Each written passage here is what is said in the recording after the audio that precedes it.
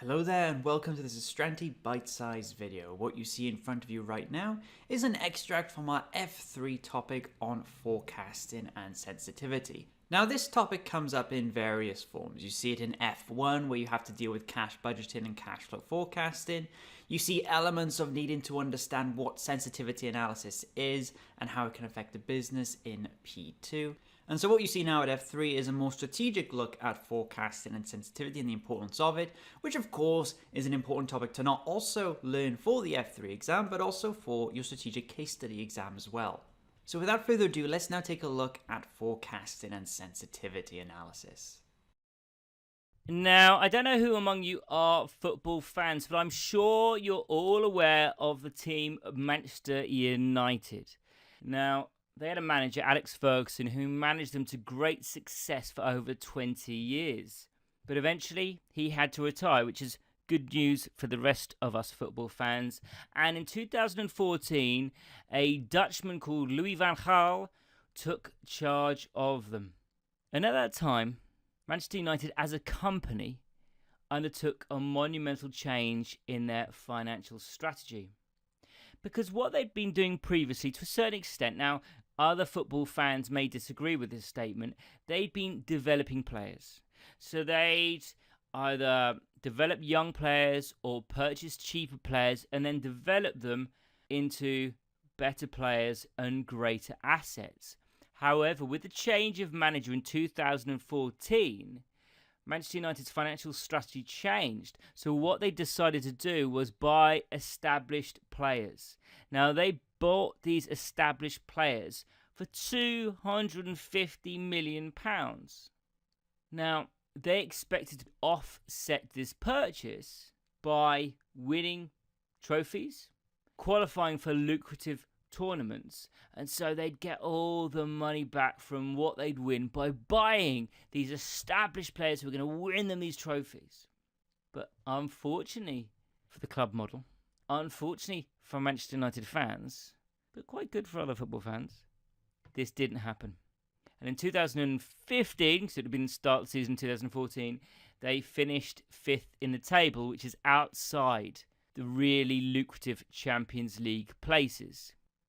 Okay, so we know that football to a degree relies on luck. There could be injuries to key players, there could be poor refereeing decisions. But that's not to say that other businesses aren't subject to luck. And in fact, businesses have to analyse how successful their strategy is going to be on future performance and the future position of the entity. And they need to do that because then an entity is able to prepare itself for any surprises in the future. Let's say, for example, that forecasting shows actually the entity is going to need additional future requirement to offset a negative cash balance. Well, by forecasting, the entity has prepared itself for that. It can take action so it's not surprised by it. It means that shareholders' expectations can be set, for example, with regards to dividend payments. So we don't have to polish our crystal balls, we can put our tarot cards back on the shelf because accountants don't need this to see into the future.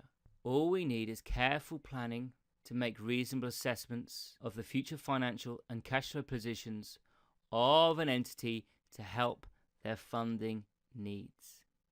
So let's have a look now. Let's move on down to forecasting financial statements.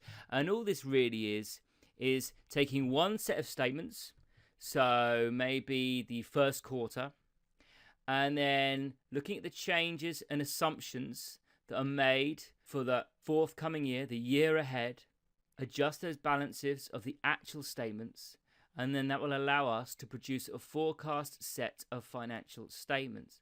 And it's a simple process to do this. It's just a step-by-step work through, considering how the balances are going to change on the financial statements. So let's put up some of these financial statements. Well, firstly, we've got a statement of comprehensive income. Then we've got a statement of financial position and a cash flow statement. But it's the first two statements that we're going to do a walkthrough of in the next section. So let's drop down and we're going to see how we can enable the forecasting that we've talked about in the first section by using 2 sets of financial statements. Well, I hope you enjoyed this video, and if you want to see more like this, including mocks, revision notes, and even question tutorials, you can head on over to the Astranti website, where we offer a full course that gives you access to this wide variety of materials, all in order for you to help pass your exam. And if you'd like to stay in contact with us and see more posts like this, you can also subscribe to our social media channels, including Instagram, YouTube, Facebook, and Twitter.